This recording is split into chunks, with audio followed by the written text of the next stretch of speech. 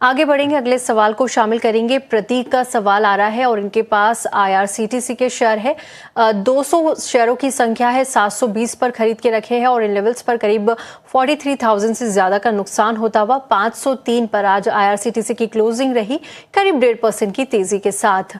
Gaurang sir, आज railway stocks ने काफी दिनों बाद बढ़िया तेजी दिखाई है। आईआरसीटीसी की बात करें, आईआरएफसी की बात करें, अच्छी तेजी के साथ बंद होते हुए नजर आए। नहीं तो हम देखते हैं कि आमतौर पर ऑर्डर विन के दम पर तेजी देखने को मिलती है या फिर बजट के आसपास थोड़ी सी तेजी देखने को मिलती है। काफी दिनों से साइडवेज कारोबार होता हुआ देख रहे हैं। पूरे रेलवे पैक पर इस तेजी में क्या तेजी का जो मोमेंटम आज हुआ है ये आगे भी कंटिन्यू करेगा? और आईआरसीटीसी के फंडामेंटल्स कैसे दिख रहे हैं आगे के लिए, कितने रिटर्न संभावित है? पहले तो एक समय था जब रेलवे से जुड़ी हुई कंपनियों ने बहुत शानदार योगदान दिया था, निवेशकों को अपने निवेश के ऊपर एक बहुत बढ़िया मुनाफा खड़ा करके दिया था। लेकिन उसके पश्चात पिछले अगर आप एक साल से देखें तो रेलवे क्षेत्र से जुड़ी हुई कंपनियों ने बहुत बड़े पैमाने पर अंडर परफॉर्मेंस किया है और लोगों की निवेश की गई पूंजी पर नुकसान भी काफी लोगों को हो रहा है।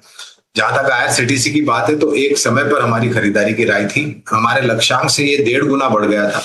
हमने मुनाफा वसूली की राय दी थी और फिर हमने कवरेज निकाल दी थी, क्योंकि हमें लग रहा था कि मूल्यांकन को लेकर के रेलवे क्षेत्र से जुड़े हुए स्टॉक है वो अपनी सीमा पार कर गए हैं। अब ये वास्तविकता तो है ही तृप्ति जी के भारतीय रेल में बहुत बड़े बड़े परिवर्तन हो रहे हैं।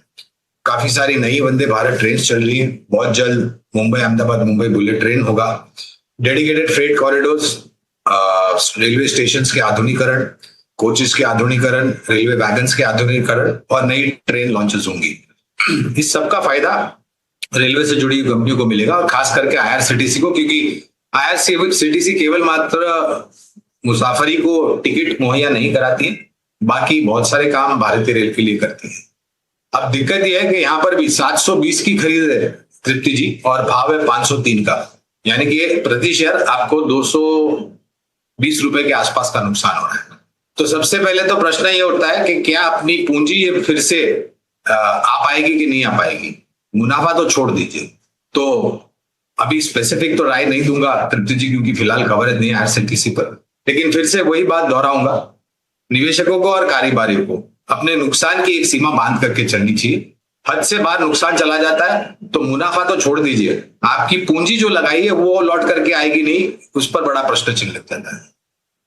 बिल्कुल ठीक। तो ये सलाह तमाम रेलवे स्टॉक्स पर भी आते हुए